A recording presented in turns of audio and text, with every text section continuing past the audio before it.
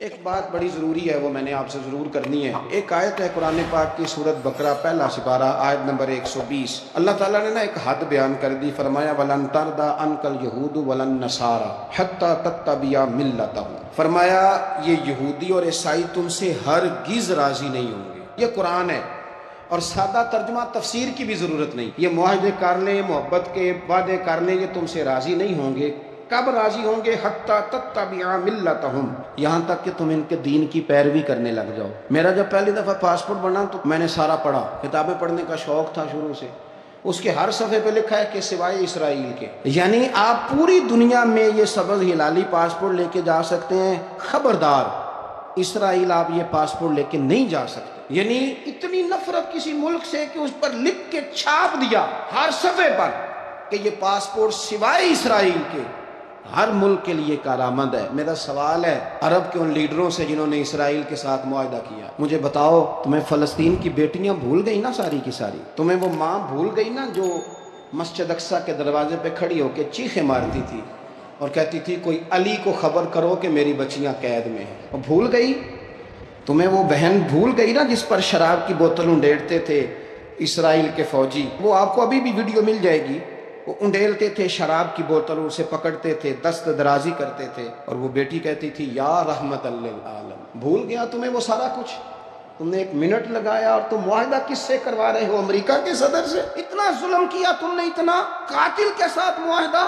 کیا سمجھتے ہو فلسطین والوں کا کوئی والی وارث نہیں؟ سنو، میرے رسول کریم صلی اللہ علیہ وسلم نے فرمایا میرا کوئی مالدار امتی دنیا سے چلا جائے، پیسے جائیدادیں چھوڑ کے، نبی پاک صلی اللہ علیہ وسلم نے فرمایا مسلمان ایک جسد واحد کی طرح، ایک جسم کی طرح، ایک حصہ تکلیف میں ہو تو دوسرا اس کی درد محسوس کرتا ہے۔ انسان کے وجود کے اندر سب سے قیمتی اس کا دماغ ہوتا ہے، اسی سے سوچتا ہے، اسی سے وہ عمل کرتا ہے، اسی سے منصوبہ بندی کرتا ہے، اسی سے وہ مومن ہوتا ہے، اسی سے معاذ اللہ کافر ہوتا ہے۔ اور وجود کے اندر جس کو درجے کے لحاظ سے بولنے میں بعض اوقات کم درجہ سمجھا جاتا ہے وہ پیر ہوتے ہیں۔ اور تو میری ٹھوکر کے بھی قابل نہیں، میں تجھے جوتے کی نوک پہ، پیر کی نوک پہ بھی نہیں سمجھتا۔ ہم یہ کہتے ہیں محاورتاً کہ تو پیروں کے قابل بھی نہیں، یعنی سب سے اعلیٰ درجہ دماغ کو دیا، دل کو دیا، اور سب سے ہلکا درجہ پاؤں کو دیا۔ لیکن مجھے بتلائیے گا اگر کبھی پاؤں کی سب سے چھوٹی انگلی، چھنگلیا، چیچی، اس پہ اگر کبھی زخم لگ جائے تو جسم کا سب سے اعلیٰ حصہ دماغ ہے، دماغ نے کبھی یہ کہا کہ چھوڑو یہ تو سب سے نچلا درجہ ہے، نہیں جانا ڈاکٹر کے پاس، اتنا ٹائم کہاں ہے، رہنے دو، چھوٹی سی تو انگلی ہے، خیر ہے؟ ایسا کبھی ہوا ہے؟ دماغ فوراً کہتا ہے کہ باقی کام بعد میں کریں گے، پہلے ڈاکٹر کا پتہ کرو، اس کو مرہم پٹی کراؤ، کیونکہ اسے پتہ ہے کہ اگر یہاں درد رہی تو باقی جسم میں بھی درد رہے گی۔ اور یہ بھی پتہ ہے دماغ کو کہ اگر میں نے یہاں علاج نہ کرایا انگلی کا تو کہیں پیر بھی سارا زخمی نہ ہو جائے، اور اگر پیر کا علاج نہ کرایا تو ٹانگیں اور باقی وجود تک بھی زخم نہ آ جائے۔ لہذا دماغ جلدی فیصلہ کرتا ہے، ٹیسٹ کرانے کا، چیک اپ کرانے کا، دوائی لینے کا، مرہم پٹی کا۔ اور میرے بھائی مسلمان ایک وجود کی طرح ہے، یہ تو ہو سکتا ہے کچھ مسلمان ملک غریب ہوں اور کچھ کے پاس تیل کے کنویں ہوں، کچھ کے پاس سونے کے پہاڑ ہوں، یہ تو ہو سکتا ہے کہ بعض اوقات یہ وہ سمجھ لیں کہ ہم اعلیٰ درجے کے ہیں، لیکن یہ یاد رکھیں اگر ایک جسم کی طرح ہیں، سوچتے ہیں اور ہیں، کیونکہ نبی پاک نے فرمایا ہے، اگر اس طرح سوچتے ہیں تو پھر میرا خیال ہے کہ جس طرح تیل کے کنویں والے کو اپنی درد ہوتی ہے نا، سونے کے پہاڑوں والے ملک کو جس طرح اپنی درد ہوتی ہے نا، اس طرح اسے کسی کو بھیکارت کی نظر سے دیکھنا نہیں چاہیے، چونکہ جسد واحد ہے۔ اور جسد واحد میں اگر کوئی درجہ بڑا بھی رکھتا ہو کہ جناب ہمارے پاس ایک بڑی جگہ ہے، متبرک جگہ ہے، ہم بڑے ہیں، تو آپ بڑے ہیں، لیکن بڑا دماغی یہ فیصلہ کرتا ہے کہ بھئی وہ چھوٹا سا پیر کا حصہ زخمی ہے، جلدی کرو علاج کراؤ، لیکن بڑے دماغ والا کہے کہ میرا گھر تو محفوظ ہے۔ معراج کی بات کرنے کا تو اب وقت آیا ہے، اس لیے کہ معراج کا سارا واقعہ تو مسجد اقصیٰ کی گرد گھومتا ہے۔ سبحان الذی اسریٰ بعبدہ لیلا من المسجد الحرام الی المسجد الاقصیٰ۔ حضور نے معراج کی رات مسجد اقصیٰ میں نماز پڑھائی تھی، اور ایک بار پھر سے طیبہ سے فلسطین میں راستہ دیکھتی ہے پھر مسجد اقصی تیرا۔ ایک بار حضور گئے تھے مکے سے مسجد اقصی، اور پھر حضور فرماتے ہیں جب میں واپس گیا نا تو کفار نے چونکہ مسجد اقصی دیکھی ہوئی تھی تو مجھ سے پوچھنا شروع کر دیا کہ مسجد اقصی کی کھڑکیاں کتنی ہیں، دروازے کتنے ہیں، پلر کتنے ہیں۔ جب انہوں نے سوال جواب کیے تو حضور فرماتے ہیں کہ رب کریم نے مسجد اقصی کو اٹھا کے میرے سامنے رکھ دیا، میں دیکھتا جاتا تھا، بتاتا جاتا تھا، کہہ لوں بات کر لوں۔ ایک دفعہ حضور مکے سے مسجد اقصی آئے، اور ایک دفعہ مسجد اقصی میرے نبی کی زیارت کے لیے مکے گئی، حضور کی زیارت کے لیے مکہ شریف گئی۔ اور میرے نبی تو صرف کسی چیز کی طرف ایک دفعہ دیکھ لیں تو وہاں رحمت کے پھول کھلتے ہیں۔ مسجد اقصی کی طرف منہ کر کے 17 مہینے میرے نبی نے نماز پڑھی ہے۔ مسلمانوں پتہ ہی کوئی نہیں، ہماری خبریں ہی اور ہیں، ہمارا درد ہی اور ہے، ہمیں پتہ ہی نہیں بم کہاں برس رہے ہیں، ہمیں یہ خبر ہی نہیں۔ اور میں اس دور میں تقریریں کر رہا ہوں جہاں سوتوں کو جگانا نہیں پڑتا، جاگتوں کو جگانا پڑتا ہے۔ سیانے لوگوں کو سمجھانا ہمارے ذمہ لگ گیا، کیا کرے؟ اس قوم کو سکھانا پڑتا ہے جسے پتہ سارا ہے، لیکن جان بوجھ کے آنکھیں ہماری بند ہیں۔ یہ مولوی کو بات کرتا تو لوگ کہتے دیکھو مولوی گالی دیتا ہے، لیکن اگر قائد اعظم محمد علی جناح کہے کہ اسرائیل امریکہ کی ناجائز اولاد ہے تو پھر تو تمہیں ہضم کر لینا چاہیے نا، پھر تو لبرل کو بھی ہضم ہونا چاہیے نا کہ قائد اعظم نے کہا ہے، اور اس ناجائز بچے کو تم نے اتنی طاقتیں دے دی کہ وہ مسلمانوں کے قبلہ اول میں نماز پڑھنے والوں کو بھی نہ بخشے۔ کہاں گئی تمہاری وہ انسانی حقوق کی بڑی بڑی تنظیمیں، کدھر گئی؟ اور میرا پاکستانی میڈیا سے بھی سوال ہے، چند دن پہلے سیالکوٹ میں ایک واقعہ ہوا، ناانصافی ہو گئی جی، ناانصافی ہو گئی جی، ایک بی بی کے ساتھ۔ ہر بندے نے شور مچایا، بڑے بڑے طوفان اٹھتے ہیں، کیوں ہوا جی کیوں ہوا؟ مسجد اقصی کی توہین ہو گئی تو پھر طوفان کیوں نہیں اٹھا؟ ٹاک شو کیوں نہیں ہوئے؟ بحثیں کیوں نہیں ہوئی؟ میں اس موم بتی مافیا کا کیا کروں؟ ان لبرل لوگوں کا کیا کروں؟ ان کے سپورٹروں ووٹروں کا کیا کروں؟ ان سیاسی جماعتوں کے کارکنوں کو کیا نام دوں کہ جو ان فضول بحثوں میں تو وقت ضائع کرتے ہیں، اور وہ مسجد اقصی جس کے بارے میں میرے نبی پاک صلی اللہ علیہ وسلم سے ایک صحابیہ نے پوچھا تھا، یا رسول اللہ مسجد اقصی میں نماز پڑھنا کتنا کو بہتر ہے باقی نمازوں کے مقابلے میں؟ تو حضور نے فرمایا 1000 گنا بہتر ہے۔ بی بی عرض کرنے لگی، سونیا میں جا تو نہیں سکتی، دل بڑا کرتا ہے۔ حضور نے فرمایا جا نہیں سکتی تو وہاں تیل ہی بھجوا دے، جس میں حاضری لگوانے کی حضور بات کریں جس مسجد میں۔ اور نبی پاک علیہ السلام نے فرمایا خاص کر کے سفر کرنا ہوا تو 3 مسجدوں کے لیے کرنا، ایک مسجد حرام بیت اللہ کے لیے، ایک مسجد نبوی کے لیے، اور تیسرا مسجد اقصی کے لیے۔ بیت المقدس مسجد اقصی معمولی جگہ نہیں، حضور نے فرمایا 3 سفر کرو تو سمجھنا ہم عبادت کر رہے ہیں۔ کون کون سے؟ فرمایا اگر بیت اللہ جاؤ تو عبادت سمجھ کے جانا، مسجد نبوی کی طرف جاؤ تو عبادت ہے، اور مسجد اقصی کی طرف جاؤ تو یہ بھی عبادت ہے۔ اور فرمایا مسجد اقصی میں جس نے 1 نماز پڑھی اسے 25,000 نمازوں کا ثواب ملے گا۔ اور میرے رسول پاک نے یہ وہ مسجد ہے جس کے ساتھ معراج شریف جڑا ہوا ہے۔ قرآن پاک نے کہا کہ اس مسجد میں سبحان الذی اسری بعبدہ لیلا من المسجد الحرام الی المسجد الاقصی۔ مسلمانوں، قرآن کہتا ہے کہ تمہارے معراج کی شان رسول پاک کی مسجد اقصی سے جڑی ہے۔ جس محبوب کو رب معراج کرائے تو مسجد اقصی میں لا کے کرائے۔ وہ جگہ معمولی جگہ ہے، وہ معمولی جگہ ہے مسجد اقصی۔ نبی پاک نے وہاں نبیوں کی امامت کرائی، 17 مہینے اس مسجد کی طرف منہ کر کے تیرے اور میرے رسول نے نمازیں پڑھی۔ چھوٹی جگہ ہے، اور پوری دنیا کا مسلمان اسے چاہیے شرم سے گڑ جائے۔ ایک امریکہ کا صدر بول کے کہتا ہے کہ اسرائیل کو اجازت ہے اسے دارالحکومت بنائے، اور مسلمان حکمران بیان دے رہے ہیں ظالموں لٹیروں، تم اپنی سیاستیں چمکانے کے لیے پہلے ایک دوسرے کو گالیاں دیتے ہو، پھر اکٹھے بیٹھ جاتے ہو نمبرنگ کرنے کے لیے۔ تم دین کے اس مسئلے میں سارے اکٹھے کیوں نہیں بیٹھے؟ سارے پاکستان کے سیاستدانوں کو، علماء اور مشائخ کو چاہیے تھا ایک پیج پہ اکٹھے ہوتے، اکٹھے بیٹھ کے ایک بیان ہی دے لیتے۔ ایک بات ہی کر دیتے. پھر میرا سلوٹ ہے ترکی کے صدر کو، پھر میرا سلوٹ ہے ترکی کے صدر کو.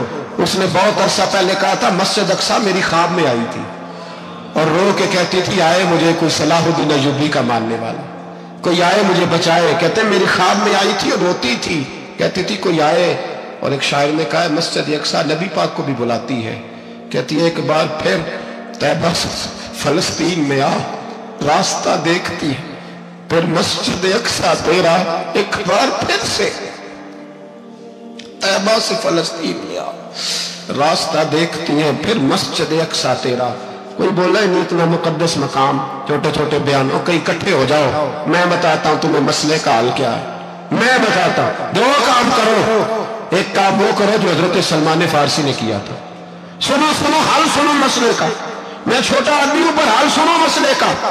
زندگی میں ایک کام مسلمان کر لے، جٹ بن کے، بھٹ بن کے، رائی بن کے، پاکستانی، مصری، سعودی بن کے بڑا جی لیا. ایک کام وہ کرے جو حضرت سلمان نے کیا تھا. جب ایک کافر نے پوچھا آپ کا نام کیا ہے تو فرمایا میرا نام اسلام ہے. بولیے سارے میرا نام. کہا تمہارے باپ کا نام؟ فرمایا اسلام. دادا کا نام؟ کہا اسلام. پردادا کا نام؟ بازو تیرا توحید کی قوت سے کمی ہے، اسلام تیرا دیس کیسے مصطفی ہے. ایک کام وہ کرو جو حضرت سلمان نے کیا تھا. کافر جب پوچھے تو کہو ہم سارے اسلام ہیں. ہم سارے کیا ہیں؟ ہم پہلے مسلمان ہیں، باقی بعد میں کچھ اور چیز. دوسرا کام وہ کرو جو حضرت امیر معاویہ نے کیا تھا. سن لو یہ حال ہے اس مسئلے کا. سنو حضرت مولا علی شیر خدا رضی اللہ تعالیٰ عنہ اور جناب امیر معاویہ کی جنگ ہو رہی تھی، لڑائیاں ہو رہی تھی، اختلافات تھے، فوجیں بیٹھی تھی. حضرت مولا علی اور جناب امیر معاویہ کی جنگ ہو رہی تھی تو روم کے بادشاہ نے، عیسائی بادشاہ نے حضرت علی کو خط لکھا کہ میں تیرے اوپر حملہ کرنے والا ہوں. خط لکھا نا حضرت علی کو، تو جواب حضرت امیر معاویہ نے دیا. چاہیے تھا نا مولا علی جواب دیتے. حضرت امیر معاویہ بولے اور بول کے کہنے لگے اور روم کے کتے ہم گھر میں جتنا مرضی لڑے، یہ نہ سمجھنا تو علی پہ حملہ کرے گا تو میں تماشا دیکھوں گا. فرمایا تو علی پہ حملہ کر تو صحیح، علی سپہ سالار ہوگا اور امیر معاویہ اس کا سپاہی ہوگا. گھر میں جتنا مرضی لڑے پر رسول اللہ کے نام پہ ہم اکٹھے ہو جایا کرتے. یہ رسول اللہ کا دین ہے، اس پہ ہم اکٹھے ہیں، یکجان ہیں. فرمایا علی سپہ سالار ہوگا اور امیر معاویہ سپاہی ہوگا. اکٹھے نکلیں گے اور کفر کو بتائیں گے کہ اگر تم مسلمانوں کی طرف دیکھو گے پھر ہم یکجان ہیں. پھر ہم بولیے پھر ہم گنبد خضرا کے سائے تلے ایک ہیں، ایک ہیں، ایک تھے اور ایک رہیں گے. اس لیے یہ دو کام اگر مسلمان کرے، دو کام، ٹھیک ہے اختلاف ہو گئے، بڑا کچھ ہو گیا، لیکن ان سے کہیں کہ جب تم آؤ گے تو پھر ہمیں علیحدہ نہیں پاؤ گے، پھر ہمیں تم اکٹھے پاؤ گے. اکٹھے میدان میں نکلیں گے. اور کوئی اتنی لمبی چوڑی بات نہیں. میں کیا کروں، میرا تو آئیڈیل بنتا جا رہا ہے طیب اردگان. عجیب بات ہے نا کہ اس کے پاس ایٹمی طاقت آپ سے کمزور ہے، آپ کی تگڑی ہے. اس کے پاس جو فوجی طاقتیں ہیں وہ اپنی جگہ پر، آپ کی فوجی طاقتوں کا لوہا مانتی ہے دنیا. لیکن پھر مجھے کہنے دو نا، میدان میں بندہ ایٹمی طاقت سے نہیں لڑتا، ایمان کی قوت سے لڑتا ہے. اور بول اٹھا ہے نا، کیا کر لیا اس نے اپنی پارلیمنٹ سے خطاب کیا ہے، مطالبہ ہے، علماء سے گزارش ہے، مشائخ سے گزارش ہے، ہر مکتبہ فکر کے آدمی سے گزارش ہے، علماء اور سیاستدانوں سے اپیل ہے کہ پارلیمنٹ کا مشترکہ اجلاس بلائیں. مشترکہ اس میں ہر سیاسی جماعت کا لیڈر بیٹھے اور اکٹھے بیٹھ کے ان کو یہ میسج دیں کہ بازو تیرا توحید کی قوت سے کبھی ہے، اسلام تیرا دیس ہے تو مصطفی. اور ان کو بتائیں کہ ہزاروں قومیں وجود میں آئیں، دہر میں خشک و تر کے رشتے سے ہم نے بنیاد دوستی رکھی، یاد خیر البشر کے رشتے سے. مسلمان ہی نہیں ہوتا. صلاح الدین ایوبی اپنے خیمے میں بیٹھے تو ایک بی بی آ گئی، اس قبیلے کا کوئی شخص مسلمان نہیں ہوتا. بی بی آئی، آ کے کہنے لگی میرے 4 بیٹے جنگ میں کھو گئے، چھوٹے چھوٹے بچے جنگ میں کھو گئے، مل نہیں رہے. فوجیوں کو حکم دے مجھے میرے بچے تلاش کر کے دیں. صلاح الدین ایوبی نے جھٹ پٹ سر پہ امامہ باندھا، نیزہ پکڑا، سینے بند باندھا، اپنے جبے کو سمیٹا اور باہر. کہنے لگی تو کدھر جا رہا ہے؟ کہنے لگا میں خود تیرے بچے تلاش کر کے دوں گا. صلاح الدین چند سپاہی ساتھ گلی گلی نکلے، گلی گلی فجر کے نکلے، اثر ہو گئی، تھک گئے، 2 نمازیں صحرا میں پڑھی، جنگل کے اندر پہنچے تو ایک کونے میں 4 بچے ایک جگہ ڈرے اور سہمے ہوئے بیٹھے ملے، صلاح الدین ایوبی اٹھا کے لائے، ماں کو کہنے لگے تیرے بچے ہیں، نکلا اس لیے تھا کہ میرے نبی نے فرمایا بچے جدا ہو تو ماں کو درد بڑا ہوتا ہے، اور میرے رسول نے فرمایا تھا جب جنگ کرنے جاؤ تو کھیت برباد نہ کرنا، فصلیں تباہ نہ کرنا، بچوں کو ماں سے جدا نہ کرنا۔ فرمایا میں سوچ رہا تھا تیرے بچے کہیں میری وجہ سے جدا ہوگا تو مصطفیٰ کو جواب کیا دینا، فرمایا تیرے بچے ڈھونڈ کے لایا ہوں۔ بچے ماں کے پاس آنے لگے تو ماں نے بڑے بیٹے کے منہ پہ تھپڑ مارا، کہتا ہے اماں کیا ہوا؟ کہنے لگے تو نے سنا نہیں کہ دشمن کے بچوں کی اتنی حفاظت کرتا ہے، میرے پاس نہ جا، اس کے قدموں میں بیٹھ جا، جس نبی کے غلام اتنے سچے ہیں وہ نبی کتنا سچا ہوگا۔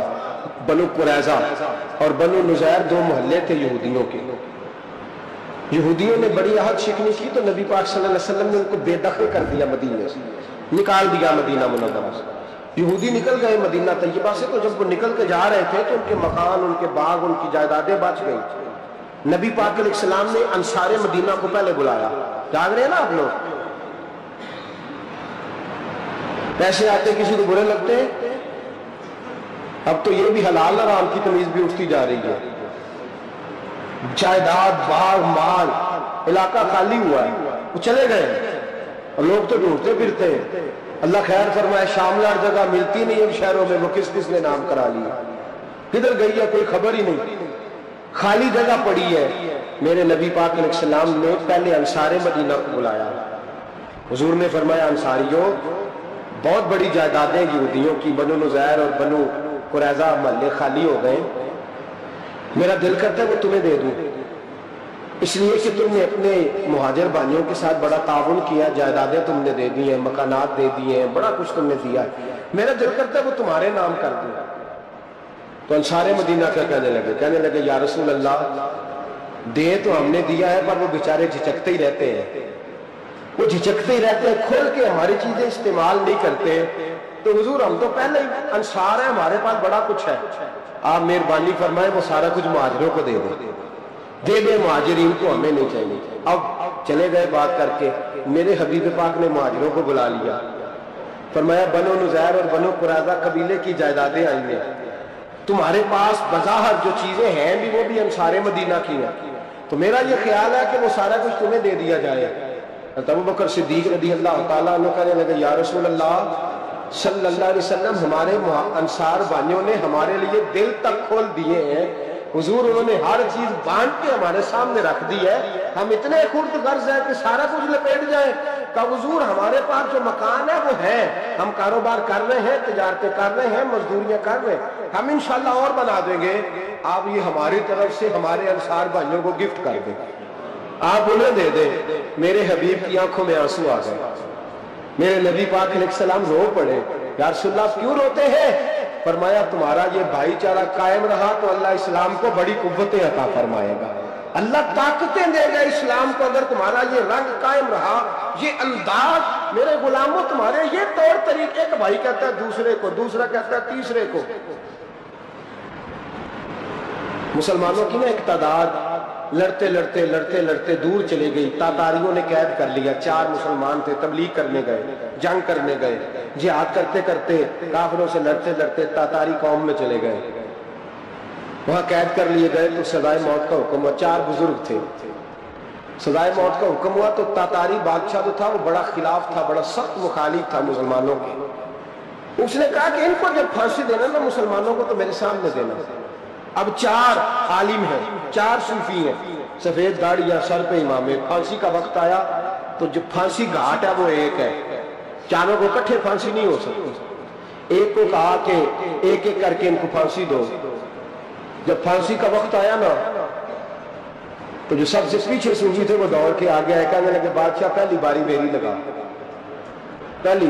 اب بادشاہ نے کہا ٹھیک ہے اسے لٹکا دو، وہ قریب آئے تو دوسرے دوڑ آئے، کہنے لگے نہیں نہیں پہلی باری میں نے زیادہ کافر قتل کیے، میرا بڑا جرم ہے، مجھے پہلے سزا دو۔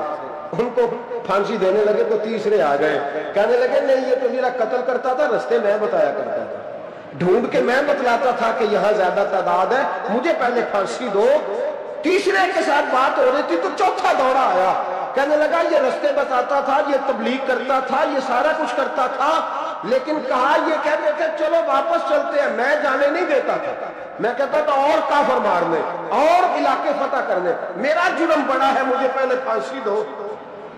بادشاہ کہنے لگا مجھے 35 سال ہو گئے حکومت کرتے، بڑی دنیا کو پھانسی دی ہے، لوگ تو ایک دوسرے کو دھکے دیتے ہیں کہ پہلے تو جا پہلے تو جا، اور تم کیسی قوم ہو کہ ایک دوسرے پہ قربان ہو رہے ہو؟ کہنے لگا تم ایک باپ کی اولاد ہو، جاگ رہے آپ لوگ؟ تاتاری بادشاہ، کافر بادشاہ، اسلام کی مخالفت کرنے، ایک باپ کی اولاد ہو کا نہیں، ایک قبیلے کے رہنے والے ہو کا نہیں، ایک ملک کے رہنے والے ہو نہیں۔ اس نے کہا رشتہ کیا ہے تمہارا، رشتہ کیا ہے؟ تو بول کے کہنے لگے خدا ایک ہے، نبی ایک ہے، خدا ایک ہے اور نبی منفرد ایک ہے، اس قوم کی نقصان بھی ایک ہی، سب کا نبی، اللہ بھی، قرآن بھی ایک، کیا ہی اچھا تھا ہوتے اگر مسلمان بھی ایک، یوں تو سید بھی ہو، مرزا بھی ہو، افغان بھی ہو، تم سبھی کچھ ہو، بتاؤ کہ مسلمان بھی ہو۔ فرمایا ہمارا اللہ ایک ہے، نبی ایک ہے، تو کہا پھر ایک دوسرے پہ جان کیوں دیتے ہو؟ فرمایا ہمارے نبی نے ہمیں بھائی بھائی بنا دیا ہے، بھائی کا دل نہیں کرتا اس کی آنکھوں کے سامنے بھائی چلا جائے، ہمارا دل نہیں کرتا پہلے مجھے دے پہلے مجھے دے۔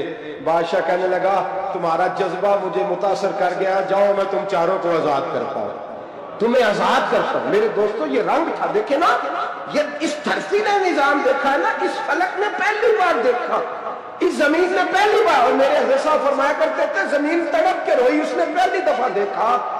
احد کا میدان ہے، 3 صحابہ تپتی ہوئی زمین پہ زخموں سے چور چور پڑے ہیں۔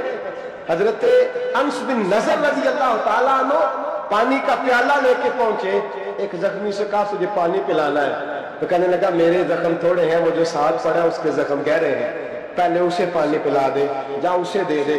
اس کے پاس پہنچے تو وہ کہنے لگا وہ مجھ سے پہلے گرا تھا، اس کا زخم زیادہ گہرا ہے، اسے پانی پلا۔ تیسرے کے پاس گئے تو کہنے لگا چوتھا تڑپ زیادہ رہا ہے، اس کی عمر زیادہ ہے، میں تو جوان ہوں برداشت کر لوں، بڑھاپے کی وجہ سے نڈھال ہو گیا، پہلے اسے پانی پلا۔ چوتھا کہنے لگا 5ویں کے پاس جا، 5واں کہنے لگا 6ٹھے کے پاس جا۔ حضرت انس بن نضر کہتے میں رو پڑا، میں نے کہا محمد کے غلاموں، رسول نے تمہیں کیسا جذبہ دے دیا ہے، زبانیں پیاس سے باہر ہے لیکن تمہاری اخوت مرتے دم تک قائم ہے۔ کہتے میں 7ویں کے پاس گیا تو کہنے لگا اگر 6 قربانی دے سکتے ہیں تو مجھے خود غرض نہ سمجھ، میں نے نہیں پانی پینا، جا پہلے کے پاس لے جا۔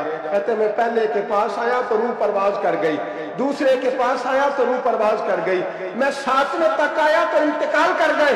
کہتے پانی کا پیالہ میں نے اٹھایا اور میں نے زمین پہ رکھا تو میں نے کہا پانی گھما رہنا، محمد کے غلام مر تو جاتے ہیں پر ایک دوسرے کا خیال بڑا رکھا کرتے ہیں، گھما رہنا یہ مر جایا کرتے لیکن ایک دوسرے کا درد۔ میرے دوستو لٹا ہوا برما، روتے ہوئے مسلمان، سسکیاں اور آہیں لیتی ہوئی مائیں پوچھتی ہیں اے خاصا اے خاصان رسول، وقت دعا ہے، امت پہ تیری آ کے عجب وقت پڑا ہے، وہ دین جو بڑی شان سے نکلا تھا وطن سے، پردیس میں وہ دین آج غریب الغربا ہے، فریاد ہے اے کشتی امت کے نگہباں، بیڑا یہ تباہی کے قریب آن لگا ہے۔ اور کیا خوبصورت جملے کہے تھے کہ نبی پاک صلی اللہ علیہ وسلم نے، حضور نے فرمایا تھا میرا مومن ایک جان کی طرح ہوتا ہے، ایک جان کی طرح ہوتا ہے، ایک کو تکلیف ہو جسم کے ایک حصے کو سارا حصہ پریشان ہوتا ہے، فرمایا یہ ایک مکان کی طرح ہے،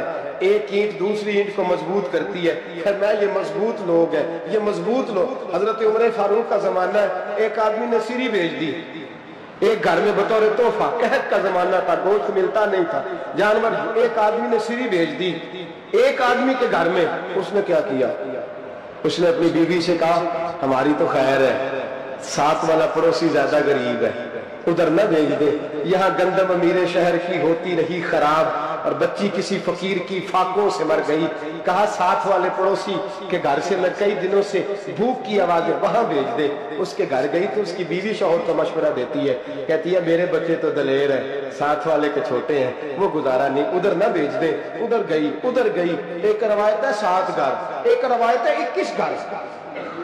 21 گھروں میں گھومتی ہوئی وہ شریف پھر پہلے کے گھر میں آ گئی, اور پہلا صحابی کہنے لگا صرف تو نے ہی محمد کا کلمہ نہیں پڑھا, باقی بھی اس نے بھی پڑھا ہوا ہے. صرف تو نے ہی رسول اللہ سے یہ درس نہیں لیا, باقیوں نے بھی لیا ہے. اور صرف تیرے اندر ہی جذبہ اظہار نہیں, تو ہی صرف مسلمانوں سے پیار نہیں کرتی, سارے ہی پیار کرتے ہیں. وہ شریف پھر آ گئی ہے, اب کیا کرنا ہے, اب کیا کرنا ہے؟ امام نبوی نے لکھا ہے, وہ کہنے لگی کرنا کیا ہے, پکاؤں گی میں اور کھائیں گے 21 گھر. پھر بھی اکیلے نہیں کھائیں گے, پکاؤں گی میں اور کھائیں گے 21 گھروں کے مطابق شوربہ پکا. اور پھر برتن میں ڈال کے وہ بی بی ایک گھر کا دروازہ کھٹکھٹاتی ہے, کہتی ہے مصطفیٰ کے غلاموں نکلو باہر اور کھاؤ, اس لیے کہ جس نبی نے مجھے پیار کا حکم دیا اسی نے تمہیں بھی پیار کرنا سکھایا ہے. یہ رنگ چشم فلک نے سکھایا.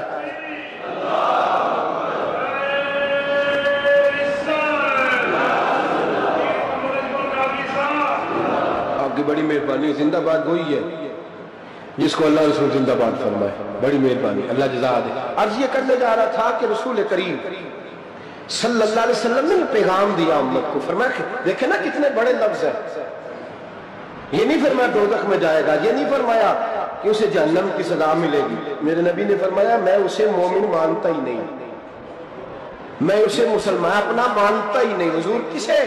فرمایا جو پیٹ بھر کے کھاتا ہے اور اس کا ہمسایہ بھوکا سو جاتا ہے. میں مومن ہی نہیں مانتا. سزا تو تب ملے گی نا کہ جب میں کسی سزا کا اعلان کروں. میں مانتا ہی نہیں تو میرا ہے ہی نہیں. خود پیٹ بھر کے کھا رہا ہے, ہمسایہ اس کا بھوکا ہے, میں نہیں مانتا. انما المؤمنون اخوہ, مومن بھائی بھائی, میں مانتا ہی نہیں اسے. اور میرے حبیب پاک اتنے بڑے لفظ حدیث میں اور کہیں نہیں ملیں گے, آپ کو اتنے بڑے جملے کہیں نہیں ملیں گے. میرے نبی پاک نے فرمایا اللہ کہے گا قیامت کے دن, کون؟ اتنے بڑے لفظ حدیثوں میں ملتے نہیں جتنے یہ ہیں. حضور نے فرمایا رب فرمائے گا بندے سے کہ میں تیرے پڑوس میں بھوکا تھا, تو نے مجھے روٹی کیوں نہیں کھلائی؟ کون کہہ رہا ہے؟ اللہ کہہ, میں بھوکا تھا تو نے روٹی نہیں دی, میں ننگا تھا تو نے کپڑا نہیں دیا, میں پیاسا تھا تو نے پانی نہیں پلایا, میں بیمار تھا تو تیمارداری. یا اللہ نہ تو کھاتا ہے, نہ پیتا ہے, نہ کپڑا پہنتا ہے, نہ تو بیمار ہوتا ہے. لا تاخذہ سنۃ ولا نوم, تجھے بیماری آتی نہیں, اونگ نیند نہیں آتی. میرے مالک تو میرے پڑوس میں تھا. تو حضور فرماتے ہیں رب فرمائے گا وہ جو بندہ تیرے پڑوس میں بھوکا تھا تو بندہ تو میرا ہی تھا نا, وہ جو بندہ تیرے پڑوس میں ننگا تھا تو بندہ تو میرا ہی تھا نا, وہ جو تیرے پڑوس میں پیاسا تڑپتا رہا تو وہ میرا ہی بندہ تھا. تو دوائی لینے جائے تو بڑے اسپتال میں اور اس بیچارے کو 20 روپے پرچی کے بھی میسر نہ آئے تو میرا ہی بندہ تھا. میرے دوست خیال کر اور یاد رکھ, یہ جو ہمسائے ممالک میں ظلم ہوتے ہیں, زیادتیاں ہوتی ہیں. ہمارے گھر کا پنکھا اچھا چلتا ہے, ہم جلوس اس وقت نکالتے ہیں جب ہماری لائٹ بند ہوتی ہے. ہم جلوس اس وقت نکالتے ہیں جب ہمارا ایسا جو ہمیں تنگ کرتا ہے. ہم اس وقت درد محسوس کرتے ہیں جب ہمارے گھر تک آگ آ جاتی ہے. یہ جو باہر آگ جل رہی ہے یہ تیرے گھر بھی آ سکتی ہے. یہ جو باہر فساد ہو رہا ہے یہ تیرے دروازے تک آ سکتا ہے. میرے رسول پاک نے ایک جان, مسلمان کو ایک جان قرار دیا. مجھے بتائیے انگلی کو کٹ لگ جائے, مسلمان ایک جان ہے نا, انگلی کو لگ جائے کٹ, دماغ کہتا ہے میں نے نہیں سوچنا اس کے بارے میں, میں نے اس کے درد کو محسوس ہی نہیں کرنا. انگلی کی درد ہے, انگلی جانے, اس کا کام جانے. ایسے ہی ہوتا ہے نا.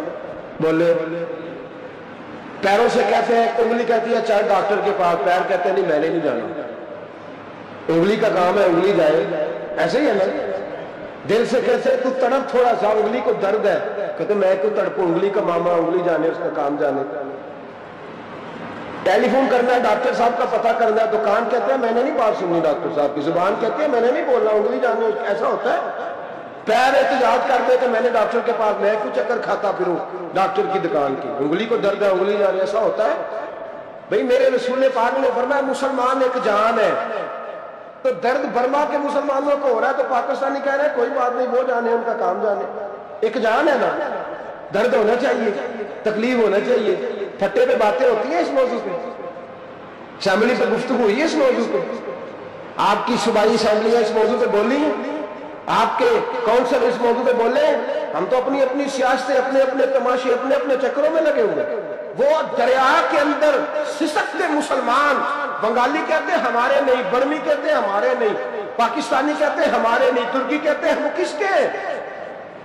وہ کس کے ہیں؟ وہ اللہ کے بندے ہیں، محمد عربی کے غلام ہیں صلی اللہ علیہ وسلم. لیکن میرے دوستو کیا ہمیں کیا غرض ہے، وہ جانے ان کا کام جانے. یہ جب تیرے پیروں تک آگ آئے گی پھر تجھے پتہ چلے گا یہ بڑی سخت آگ ہے. آج جس کافر نے برما پر عرصہ دراز تنگ کیا، مسلمان تھوڑے تھوڑے مفاد لینے کی خاطر نا بنو عباس اور بنو امیہ کی جنگ چل رہی تھی. بنو عباس جو تھے وہ غالب آ گئے، بنو امیہ جو تھے ان کی حکومت ختم ہو گئی. تو عیسائیوں نے بنو امیہ سے کہا کہ ہم تمہارے ساتھ تعاون کرتے ہیں، ہم تمہارے ساتھ تعاون کرتے ہیں اور بنو عباس پہ غلبہ پا کے تمہیں حکومت دلاتے ہیں. بنو امیہ بڑی جدوجہد کر رہے تھے بادشاہی کے لیے، لیکن انہوں نے کہا کہ ہم لڑ رہے ہیں، کوشش کر رہے ہیں، لیکن ہمیں کسی کافر کی مدد کی ضرورت نہیں. ہم جتنا مرضی لڑیں لیکن کافروں کے ہاتھوں بنو عباس کو مروانے کو ہم تیار نہیں. ہمیں خبردار، تمہارا آپس کا معاملہ ہے، ہم خود نمٹ لیں گے، تمہیں اجازت نہیں دیتے تم اندر کودو اور کود کر کے تم فسادات پیدا کرو اور مسلمانوں کے اندر تقسیم کرو. میرے دوستو مسلمان کو سوچنا چاہیے، سوچ بڑی رکھنی چاہیے. گھر کی جنگ سے نکل آ، اب بہو ساس کے جھگڑے سے باہر آ جا، اب محلے کی سیاست چھوڑ کے باہر کا سوچ. اب اسلام کو تیری حاجت ہے. اب پوری دنیا جب مسلمان کو دیکھے نا، فیس بک یوز ہوتی ہے، اس پہ نوجوان جب اسلام کی بات کرنے لگے گا، اس پر جب بڑا اسلام کی بات کرنے لگے گا، پوری دنیا میں پیغام جائے گا کہ مسلمان اب جاگنے لگا ہے، مسلم خابیدہ بیدار ہونے لگا ہے، اب اس کی آنکھیں کھلنے لگی ہے، اب یہ اپنے مذہب کی بات کرتا ہے، اب یہ اپنے ملک سے، صوبے سے، برادری سے نکل کر بولتا ہے. اب یہ کہتا ہے کہ بازو تیرا توحید کی قوت سے قوی ہے، اسلام تیرا دیش ہے، تو مصطفی ہے. اب یہ بڑی سوچ رکھتا ہے، اب یہ عالمی بات کرتا ہے. میرے دوستو ہمارا تو حال یہ ہے، امام اعظم ابو حنیفہ کا فتویٰ ہے، آپ فرماتے ہیں جو مولوی عالمی حالات سے باخبر نہ ہو وہ جمعے کی تقریر نہ کرے، وہ مسلمانوں کی رہنمائی نہیں کر سکتا. عالمی حالات سے جو خبردار نہ ہو، تو جس کو چھٹی ہو جائے تو نے ختم نہیں پڑھا دوڑ جا مسجد سے، تو ختم نہیں پڑھتا ہمارے، تجھے پتہ ہی نہیں تو کہاں رہتا ہے، بھاگ جا. وہ عالمی حالات پہ بات کرے گا، کیونکہ بیچارے کو تو پتا میری سویرے چھٹی ہو جانی ہے. سیاست کا لفظ چھیڑا نہیں تو میں گیا نہیں. یاد رکھے وہ جو بیداری ہے، وہ جو اعلیٰ ظرفی ہے، وہ جو بڑی سوچ ہے، وہ جو ملت کی سوچ، وہ جو قومیت کی سوچ ہے، وہ جو آگے بڑھنے کا زاویہ ہے، وہ تو اندر اقبال کہتے ہیں گلا تو گھونٹ دیا اہل مدرسہ نے تیرا، گلا تو گھونٹ دیا اہل مدرسہ نے تیرا. تجھے تو مدرسے والوں نے پلیٹ پکڑا دیا ہے کہ جا سویرے لنگر کٹھا کر کے لا اور دوپہر کو روٹیاں مانگ کے لا اور دیکھ آج مرا کون ہے، ختم کس کا پڑھنا ہے. تو گلا تو گھونٹ دیا اہل مدرسہ نے تیرا، اب کہاں سے آئے گی صدا لا الہ الا اللہ. تو گھونٹ دیا تیرا گلا، تو کیسے بڑی بات کرے گا؟ بڑی بات کے لیے بڑی سوچ چاہیے، بڑی تگودو چاہیے، بڑی کوشش چاہیے، بڑا حوصلہ چاہیے. مسلمان چھوٹی چھوٹی لڑائی میں، چھوٹی چھوٹی جنگ میں، ایک دکاندار دوسرے دکاندار سے لڑ رہا ہے، گلی والا دوسری گلی والی سے لڑ رہا ہے، محلے والا محلوں پہ اعتراض. ایک شہر میں رہنے والے میں نے دوسرے محلے پہ اعتراض کرتے دیکھے. یقین کریں ایک شہر میں رہنے والے، علاقے میں بسنے والے کہتے ہیں بھائی توبہ ہے اس محلے تو اللہ ہی بچائے. لا حول ولا قوت. وہ جو تقسیم در تقسیم کی سوچ ہے، اس نے چھوٹے چھوٹے ٹکڑوں میں مسلمانوں کو بانٹ دیا ہے. چھوٹی چھوٹی تقسیم ہے، چھوٹا چھوٹا ہمارا مزاج ہے، چھوٹی سوچ ہے. بڑی سوچ کی بات سنیے. صلاح الدین ایوبی جاگ رہے نا آپ لوگ، تو آخر حضرت صاحب ایڈی وڈی گل چھیڑ چھڑی ہے، یہ مطلب ہی کون، کنے برما جانا ہے تو کنے مدد کرنی ہے.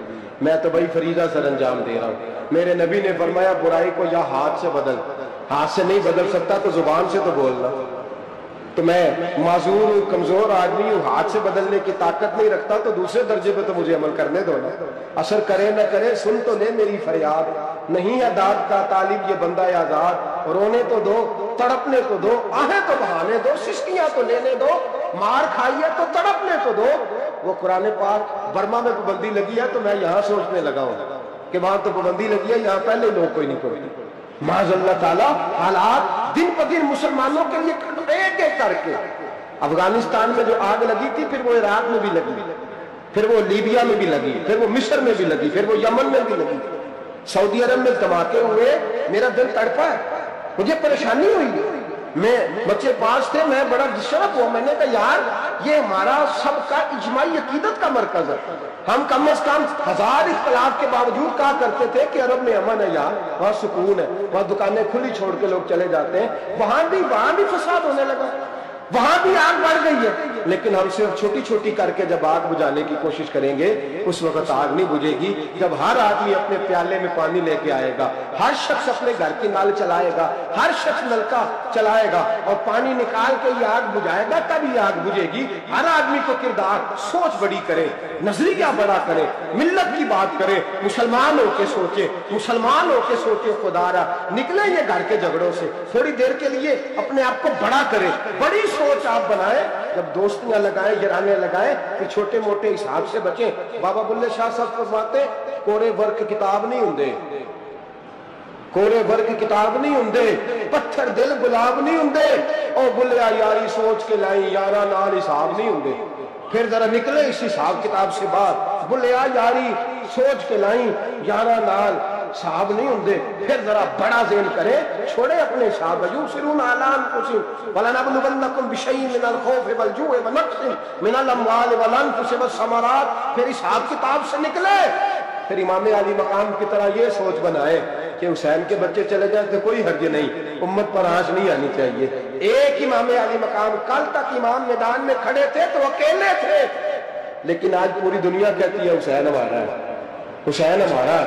آج نظریہ امام علی مقام زندہ ہے، تو اکیلا ہے تو کھڑا ہو، یہ نہ کہا کر چھوٹی سی مسجد ہے، ایک کونا کا کھڑکاوا، مولانا تقریر کر رہے ہیں تو کیا بنے گا، ایک آواز کہیں سے گونجا کرتی ہے، پھر اس میں تاثیر میرا اللہ پیدا فرما دیا کرتا ہے، پھر اس کے اندر قوت میرا رب پیدا فرما دیا کرتا ہے، پھر اللہ اس میں تاثیر پیدا کر کے 4 داغ عالم میں پھیلا دیا کرتا ہے۔ صلاح الدین ایوبی، مسلمانوں پہ ظلم ہوا، فلسطین میں آگ لگی اور پورے فلسطین کی گلیاں خون سے بھر گئی، ایک دن کے اندر 70,000 مسلمان قتل ہوا۔ گھوڑوں سے سڑکوں پہ چلا نہیں جاتا تھا، گھوڑے پھسلتے تھے، اتنا خون تھا، اور کچی سڑکیں تھی، اتنا خون تھا، پہلے کچی زمین نے خون پیا، پھر خون اس سے باہر آیا، پھر بھی اتنا 70,000 آدمی قتل ہوا۔ صلاح الدین ایوبی کون تھے؟ میرے غوث اعظم جیلانی کے مدرسے کے طالب علم تھے۔ جامعہ نظامیہ مدرسہ، یہ مدرسے ہیں جنہوں نے دین کے مجاہد پیدا کیے، مدارس ہیں جنہوں نے دین کے مجاہد پیدا کر کے پوری دنیا کے اندر پھیلائے ہیں۔ مدارس کے اندر دہشت گردی آئی، میں اختلاف نہیں کرتا، لیکن ابھی بھی مدرسے ہیں جن مدرسوں سے رسول اللہ کے دین کا سچا درس دیا جاتا ہے، امن، پیار اور محبت کی فضا کو عام کیا جاتا ہے وہ مدارس، اور انشاءاللہ قیامت کی صبح تک وہ مدرسے قائم رہیں گے۔ صلاح الدین ایوبی مدرسے کے طالب علم ہے، مدرسے کا، لیکن مدرسہ اس کا تھا جو ساتھ درویش بھی تھا، جو ساتھ اللہ رسول کے احکامات محبت کے ساتھ کھلانے والے غوث اعظم جیلانی کا مدرسہ تھا، اس مدرسے کا پڑھنے والا طالب علم۔ دیکھیں نا، علم دین شہید کون تھا؟ نعتیں پڑھنے والا تھا نا، ختم دلانے والا تھا۔ احمد چیمہ شہید کون تھا؟ نعتیں پڑھنے والا تھا نا۔ یہ نعتیں وہ چیز ہوتی ہے جو دلوں کے اندر اثر پیدا کر دیتی ہے، جو نبی پاک کی محبت کو پروان چڑھاتی ہے، اور یہی چراغ جلے گا تو روشنی ہوگی۔ صلاح الدین ایوبی اکیلا اپنے دوستوں سے کہنے لگا مسلمانوں کی مدد کی، چند سالوں میں نکلو مدد کرے۔ انہوں نے کہا تیرے نکلنے سے کیا ہوگا؟ کہنے لگا میں نے نہیں نکلنا، میرے اللہ نے میری مدد کر دی ہے، میرے اللہ نے میری اٹھ باندھ کمر، کیا ڈرتا ہے پھر دیکھ خدا کیا کرتا ہے، فرمایا مجھے نکلنے دے، اللہ میری مدد کرے گا۔ تھوڑا تھوڑا کر کے فوج جمع کی، کوشش کی، چند سالوں کے بعد اسی جگہ جہاں مسلمانوں کا خون بہا تھا اللہ نے اسلام کا جھنڈا پھر سے بلند کر دیا۔ صلاح الدین ایوبی فاتح بن کے مسجد اقصیٰ کے دروازے پہ کھڑا ہے، چند سال گزرے، عیسائیوں کا اپنا وہ ظلم ابھی یاد ہے، اور عیسائی سارے لیڈر کہتے ہیں تیاری کر لو، اب ہمارے بچے کاٹے جائیں گے، عورتیں بیوہ ہوں گی، گردنیں کٹیں گی، اب دیکھنا جتنا خون ہم نے بہایا تھا مسلمان اس سے دگنا بہائیں گے۔ صلاح الدین ایوبی گھوڑے پہ کھڑے ہیں اور پوچھتے ہیں او عیسائیوں بتاؤ تمہارے ساتھ کیا کروں؟ گردنیں جھک گئیں، جواب کوئی بھی نہیں۔ تم نے 70,000 مسلمان ایک دن میں مارا تھا، بولو تمہارے ساتھ کیا کروں؟ تم نے ایک دن میں مسلمان یوں کاٹے جیسے گاجر مولی کاٹی جاتی ہے، بولو کیا کروں؟ عیسائی کہنے لگے ہمیں اپنے ظلم یاد ہے، تشدد یاد ہے، بربریت یاد ہے، تو بہتر جانتا ہے تو نے کیا کرنا ہے۔ صلاح الدین ایوبی گھوڑے پہ فاتح کھڑا ہے، آنکھوں میں آنسو آئے، تڑپ کے رویا، کہنے لگا میں تمہارے ساتھ وہی سلوک کروں گا جو میرے مصطفیٰ نے قریش مکہ کے ساتھ فرمایا تھا، لا تثریب علیکم، جاؤ تم پر کوئی زیادتی نہیں، جاؤ تم آزاد ہو۔ اس نے کہا تو کر کیا رہا ہے؟ کہنے لگا میں کیا کروں، میں اس محمد کا ماننے والا ہوں جس نے معاف کرنا سکھایا ہے صلی اللہ علیہ وسلم، میرے پیروں میں زنجیر ہے رسول اللہ کی غلامی کی، جاؤ تم آزاد ہو۔ اس نے کہا تم آزاد ہو، لوگوں نے کلمہ پڑھنا شروع کر دیا، اشہد ان لا الہ الا اللہ واشہد ان محمدا عبدہ۔ سارے قبیلے کے کچھ نہ کچھ لوگ مسلمان، ایک قبیلہ رہ گیا مسلمان ہی نہیں ہوتا۔ صلاح الدین ایوبی اپنے خیمے میں بیٹھے ہیں تو ایک بی بی آ گئی، اس قبیلے کا کوئی شخص مسلمان نہیں ہوتا۔ بی بی آئی، آ کے کہنے لگی میرے 4 بیٹے جنگ میں کھو گئے، چھوٹے چھوٹے بچے جنگ میں کھو گئے، مل نہیں رہے، فوجیوں کو حکم دے مجھے میرے بچے تلاش کر کے دیں۔ صلاح الدین ایوبی نے جھٹ پر سر پہ امامہ باندھا، نیزہ پکڑا، سینے بند باندھا، اپنے جبے کو سمیٹا اور باہر کہنے لگی تو کدھر جا رہا ہے؟ کہنے لگا میں خود تیرے بچے تلاش کر کے دوں گا۔ صلاح الدین چند سپاہی ساتھ گلی گلی نکلے، گلی گلی فجر کے نکلے، اثر ہو گئی، تھک گئے، 2 نمازیں صحرا میں پڑھی، جنگل کے اندر پہنچے تو ایک کونے میں 4 بچے ایک جگہ ڈرے اور سہمے ہوئے بیٹھے ملے۔ صلاح الدین ایوبی اٹھا کے لائے، ماں کو کہنے لگے تیرے بچے ہیں، نکلا اس لیے تھا کہ میرے نبی نے فرمایا بچے جدا ہو تو ماں کو درد۔ اس کرم کے سوا اور کیا چاہیے، ہوں نبی کا گدا اور کیا چاہیے، دین دنیا ملی آپ کے فیض سے، اس سے بڑھ کر بھلا اور کیا چاہیے، دین دنیا ملی آپ کے فیض سے، اس سے بڑھ کر بھلا اور کیا چاہیے، اس کرم کے سوا اور کیا چاہیے، ہوں نبی کا وعدہ اور کیا چاہیے، تم خدا کے ہو اور ہے خدا آپ کا، تم خدا کے ہو اور ہے خدا آپ کا، میں ہوں تم پر فدا اور کیا چاہیے، میں ہوں تم پر فدا اور کیا چاہیے، میرے لب پر محمد محمد روا، دل میں یاد خدا اور کیا چاہیے، دل میں یاد خدا اور کیا چاہیے، اس کرم کے سوا اور کیا چاہیے، نبی کا وعدہ اور کیا چاہیے، اس کرم کے سوا اور کیا چاہیے، حق کا احسان ہے اپنے بندوں پہ، حق کا احسان ہے اپنے بندوں پہ، دے دیا مصطفیٰ اور کیا چاہیے، دے دیا مصطفیٰ اور کیا چاہیے، نعت لکھتے ہیں جو نعت پڑھتے ہیں جو، نعت لکھتے ہیں جو نعت پڑھتے ہیں جو، بخش دے گا خدا اور کیا چاہیے، بخش دے گا خدا اور کیا چاہیے، اس کرم کے سوا اور کیا چاہیے، نبی کا وعدہ اور کیا چاہیے، کہہ دیا لاکھ ظلموں پہ لا تک نہ تو، کہہ دیا لاکھ ظلموں پہ لا تک نہ تو، دے دیا فیصلہ اور کیا چاہیے، دے دیا فیصلہ اور کیا چاہیے، تیرے ہاتھوں میں دامن محمد کا ہے، تیرے ہاتھوں میں دامن محمد کا ہے، اے صدیق تجھے اور کیا چاہیے، اے صدیق تجھے اور کیا چاہیے، اس کرم کے سوا اور کیا چاہیے، خون نبی کا بتا اور کیا چاہیے، دین و دنیا ملی آپ کے فیض سے، اس سے بڑھ کر بھلا اور کیا چاہیے ہوتا ہے۔ اور میرے رسول نے فرمایا تھا جب جنگ کرنے جاؤ تو کھیت برباد نہ کرنا، فصلیں تباہ نہ کرنا، بچوں کو ماں سے جدا نہ کرنا۔ فرمایا میں سوچ رہا تھا تیرے بچے کہیں میری وجہ سے جدا ہوگا تو مصطفیٰ کو جواب کیا دینا؟ فرمایا تیرے بچے ڈھونڈ کے لایا ہوں۔ بچے ماں کے پاس آنے لگے تو ماں نے بڑے بیٹے کے منہ پہ تھپڑ مارا۔ کہتا اماں کیا ہوا؟ کہنے لگے تو نے سنا نہیں کہ دشمن کے بچوں کی اتنی حفاظت کرتا ہے، میرے پاس نہ جا، اس کے قدموں میں بیٹھ جا۔ جس نبی کے غلام اتنے سچے ہیں وہ نبی کتنا سچا ہوگا، جس نبی کے نوکر اتنے کھڑے ہیں وہ نبی کتنا کھڑا ہوگا۔ جا کے کلمہ پڑھ لے میرے دوست، یہ اسلام ہے جس نے غیروں کا درد بھی اپنے سینے میں رکھا۔ اقبال کہتا ہے سارے زمانے کا درد ہمارے ہی سینے میں ہے، برما کا مسلمان ہو یا عراق، لیبیا، افغانستان، کشمیر کا مسلمان ہو، میرے دوست وہ غیر نہیں ہے، وہ تیرا اپنا ہے۔ اس کا رنگ نہ دیکھ، اس کی بولی نہ دیکھ، اس کا قبیلہ اور علاقہ نہ دیکھ کہ وہ تیرے رسول کا کلمہ پڑھتا ہے، وہ دیکھ کہ وہ کعبے کی طرف منہ کر کے نماز پڑھتا ہے، دیکھ کہ تیرا اور اس کا نصاب زندگی قرآن ایک ہے۔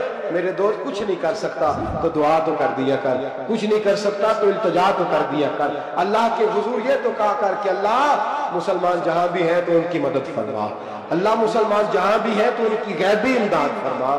یہ دعا تو میرے دوستوں ضرور کیا کرو، سوچ بڑی کریں۔ جب بھی آپ بولیں، جب بھی آپ لکھیں، جب بھی کسی سے بات کریں تو بحیثیت مسلمان کے بات کریں، بحیثیت ایک نبی پاک کے غلام کے بات کریں۔ اپنی زندگی اس انداز میں ترتیب دیں کہ پہلے آپ مسلمان ہیں، اس کے بعد آپ کچھ اور ہیں، پہلے اسلام کی بات کریں۔